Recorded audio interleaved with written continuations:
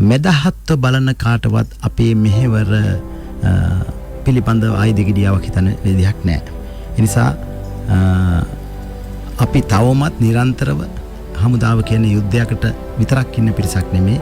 ඔබට වෙන ඕනෑම ස්වභාවික ආපදාවක් හෝ වෙන ඕනෑම තැනකදී අපි නොපිරිහෙලා නොපැකිලිව පෙරමුණේ ඉඳන් ඔබ රකින්නවා. ඔබේ සතුට සුවය රැකවරණය මිස අන් කිසිවක් අප නිලැඳුම් ලාගෙන සිටින අයවලුන් හැටියට බලාපොරොත්තු වෙන්නේ. ඒ නිසා අපි ඔබට ඉල්ලා සිටින්නේ අපි මේ යෂ්ටිය ඔබට ගෙනත් දීලා තියෙනවා. නිදොස් කොට නිදහස් කර දුන්න රටක අවසන් යෂ්ටිය ඔබට ගෙනත් දී තිබෙනවා. ඔබට මේ අලුත් පරම්පරාව කරා රැගෙන යන්න පුළුවන් නිදහසේ කිසිදු ප්‍රතිවාදී තරංගකරුවෙක් පේන මානෙක නැති තත්වයක් තියෙනවා. ඒ නිසා සැහැල්ලුවෙන් ගිහිල්ලා අලුත් පරම්පරාවට මේ රට බාර දෙන්න.